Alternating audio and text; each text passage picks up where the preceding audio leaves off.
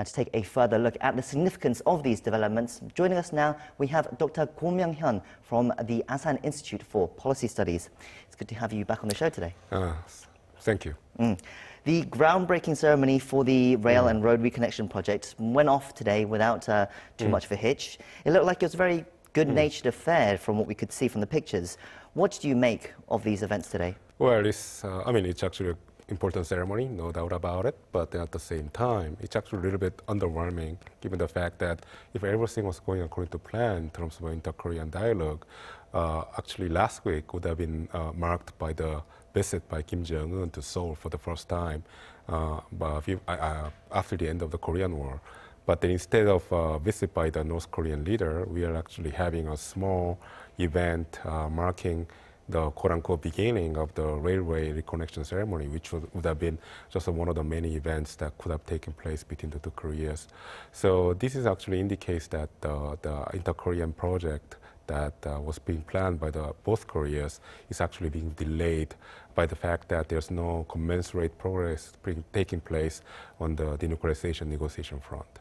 Sure, it's being called a groundbreaking ceremony, but actually no ground can be actually broken because the construction cannot start because of without sanctions being lifted. Why then have the two Koreas decided to go ahead with the ceremony today? Well, it is important, at least for South Korea, to maintain the perception that the inter-Korean dialogue is progressing. This actually has an important political meaning for the South Korean domestic audience.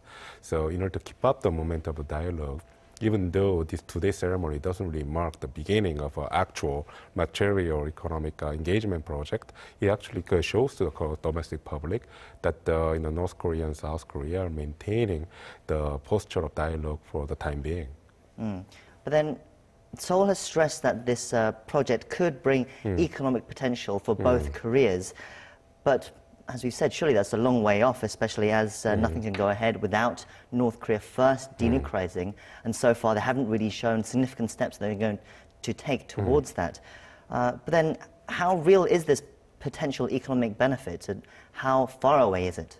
Well, in terms of potential, this is a huge potential, no doubt about it. If we connect, if we are able to connect South Korea and Europe through Central Asia via railway, it's going to have an important transport benefits in terms of savings in transportation cost, also in terms of stimulating the regional economic cooperation and engagement in the region. We have to understand that much of the economic potential in northern China and eastern Russia is actually blocked by the fact that the Korean Peninsula is divided into two. But then at the same time, we have to think about the potential cost of, and also the time frame in which this potential will pay off. It's going to be a long way off because we have to, the transportation is just one of the many links that could, bring out the potential in this region. We have to have actually progress being made on multiple different fronts, such as, reconnecting not just the transportation, but opening the market, also protecting the investment that could take place in North Korea, as well as, developing different sorts of economic demand and markets in North Korea and in each environments.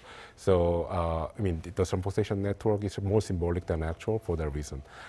Even if it happens, for the real economic payoff to be realized, it might take multiple years, even decades. Multiple years or even possibly decades. But what's interesting was that these other countries as well, not just on the Korean Peninsula, that also have a long-term invested thinking on this, because officials from Russia, China, and Mongolia all came to this symbolic groundbreaking ceremony that took place, because eventually they will have a direct link through China and all the way to Europe, and there is economic potential for them as well, right? Well, that's correct. And also we have to understand that the railway reconnection between the two Koreas is just the beginning of integrating South Korea's transportation network with the rest of the Eurasian continent. The reason why the countries such as Mongolia and Russia and other countries sent their representatives to this ceremony is because they are actually the members of the organization called Organization for the Cooperation of Railways. This is actually the remnants of the Cold War. So was set up by the Soviet Union back then. So most of the current members of this organization are former members of the Eastern Bloc as well as the Central Asian states. And these countries have obviously a built-in interest in expanding the railway network. So they probably see eye to eye with North Korea and South Korea that connecting their railway network, which is primarily based in Eurasia, to East Asian countries and economic powerhouse such as South Korea would bring economic benefits to them too. Well, we'll have to see.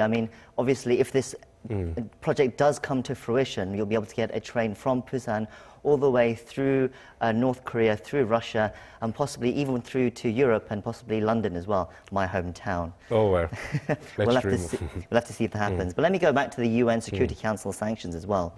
So for this groundbreaking ceremony to take place today, the UN had to give a special sanctions waiver for it to happen because obviously holding this ceremony would have taken certain costs and equipment that was needed for everything to take place. So does this actually then open the door perhaps to more sanctions and more other special waivers being given? In other words, do you think there's any hope that the two Koreas can move ahead with the rail and road reconnection projects beyond beyond this groundbreaking ceremony? Is there any wiggle room, do you think? Well, I think the fact that it took so long for the groundbreaking ceremony to take place because of sanctions actually shows that how difficult it is to relax even some measures of sanctions against North Korea at the present moment. The fact is that the United Nations actually gave a very specific waiver specifically for this ceremony. I think the United Nations made sure that both Koreas didn't misunderstand that this waiver wouldn't extend to further relaxation of the sanctions. If you look at the sanctions waiver application, I think it was very clear that all the materials that was allowed to go into North Korea for this ceremony was actually specifically for this one, for this single event, not to help any permanent construction or increased economic assistance in North Korea temporarily even. So I think the United Nations made very clear that this is a one-time waiver. So I think there's no much wiggle room when it comes to relaxing sanctions based on this one single ceremony. So where do they go from here then? What happens to this project now? Well, the project is going to be in indefinite hold as long as the sanctions are in place. So I think everybody will be looking towards the potential breakthrough in the denuclearization talks between Washington and Pyongyang for any type of economic engagement to resume in the near future. Well, moving on to that potential breakthrough in U.S.-North Korea negotiations, President Trump tweeted on Christmas Eve a picture of himself getting briefed by the Special Representative of North Korea, Stephen Biegun. And Trump said in that tweet, progress is being made and that he's looking forward to the next summit with Kim Jong-un. So it seems like, at least in Trump's mind, a second summit with him and Kim Jong-un will happen sometime soon. Well, let's all hope so. But then, I think President Trump has made similar remarks several times before, and then that didn't lead to the second summit between Kim and Kim Jong-un. So what he said last time doesn't really show that the second summit is imminent. So I think what he's referring to is that I think he probably found through Steve Biegun that North Korea is still, in principle, committed to having the second summit with President Trump, but at the same time, it's not so clear what they're going to discuss at the second summit. We know for sure that North Korea hasn't been very clear about what kind of denuclearization steps it will take for the second summit to be realized. So maybe if the United States lowers its expectation about the second summit, so instead of discussing about the concrete terms of denuclearization, they just meet, the two leaders of United States and North Korea just meet for the meeting's sake, then the second summit might be possible. But then we're not sure whether the level of discussion that's being taking place between Pyongyang and Washington has gone into that level where either side will have to adjust their expectation about the summit. Do you think Pyongyang are stalling rather than trying to find some sort of terms of negotiation that they might find suitable for them? Is this just a tactic to delay things? Well, I think that they are not delaying for delay's sake. I think that they are using delay as a way to pressure the United States to essentially to become impatient, because the U.S. actually works in a very like concrete, deterministic time frame. They need to provide concrete results to important stakeholders back in the U.S. Political system, such as the U.S. Congress. So I think U.S. administration, even though there's no concrete pressure, they are working under a clock. They need to provide a result for them to show to the American public, and I think North Korea is conscious of that. So I think North Korea is actually using the delay in order to elicit better terms of a negotiation from the United States. There's been no direct response from North Korea about these current negotiations with the US, but we might be getting some sort of information next week when Kim Jong-un delivers his New Year's Day speech. I mean, do you think that will be possible? Well, that's the expectation that we have. Actually, that's my personal expectation too. But then we have to remember that the bulk of the New Year address actually is devoted to the internal issues in North Korea rather than the external objectives or external messaging. So there's some chance that North Korea might not even mention about denuclearization much. But then what really matters is the timing of the whatever statement that comes out of Pyongyang. So it might not be the New Year's address where we can actually look into North Korean thinking into denuclearization. Might be some other statement that's issued sometimes afterwards. So, but then timing-wise, I would expect North Korea to say something at the beginning of the year to qualify their posture towards denuclearization. I think you're trying to lower our expectations of what could be coming out from that speech. That's correct. So we'll have to see what does actually come out. Before you go, let's move on to a couple of other things as well. So, in a rather curious development, North Korea last week sent a Christmas video message to a South Korean church group. Now, it shows a mass and a service that takes place in a Korean cathedral and a Korean church, and it shows like Christmas trees as well. Very festive for this time of year. It also talks about the inter-Korean agreements reached this year and how it's a common mission and responsibility for religious followers in both Koreas to achieve. Now, this is quite bizarre. It's the first time I understand they've done something like this before, and because we know there is no freedom of religion in North Korea, and that even that these church masses that we've seen, and they have, is actually for show, just for foreign visitors. I mean, what do you think was the thinking behind this message then? Well, clearly this is a propaganda piece. There's no doubt about it. But at the same time, you have to read a little bit between the lines here. Why is North Korea making the effort to send such a bizarre message to South Korea? I mean, the fact is that I think North Korea, by doing this, they're actually showing that they care about maintaining the pretense of the dialogue between the civil society groups. I mean, we know that in North Korea there's no such a thing as civil society, but at the same time, the fact is that the regime is paying attention to it. It shows that the North Korea wants to maintain some resemblance of a dialogue to go on for next year. I think that's actually a very good sign, in my view. That shows that no matter what happens on the denuclearization front, even if it breaks down, it shows that the North Korea might be invested in the inter-Korean dialogue to a significant extent, that they might put the energy to maintain it for the foreseeable future. So in that sense, this could be a positive sign.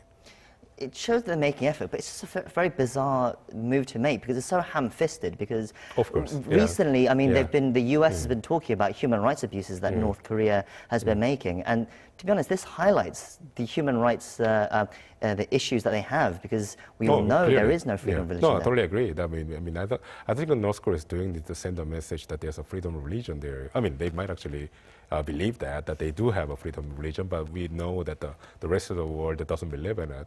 So I think that's the reason why we should read between the lines here, that the fact that North Korea is trying to make the effort to maintain some sort of a connection with the South Korean civil society.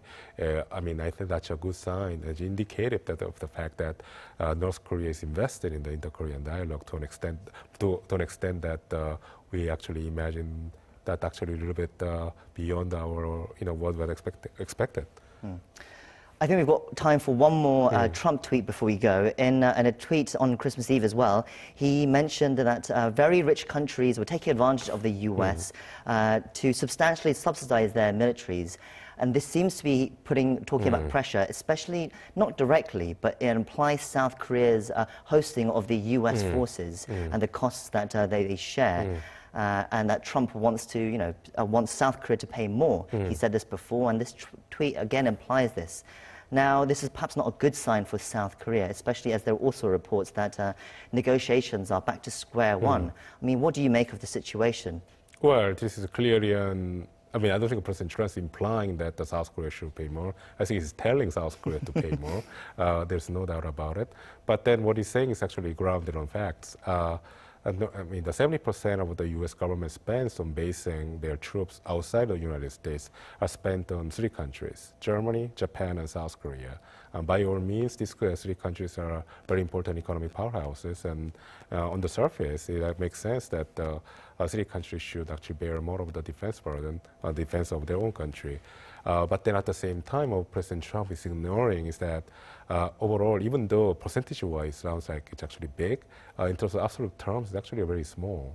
I mean, $1 billion, that's actually the cost that South Korea is paying right now for defense, burden sharing. Might sound a lot, but given, if you look at the overall U.S. defense budget, it's actually very small. So it's actually a little bit represents actually a change.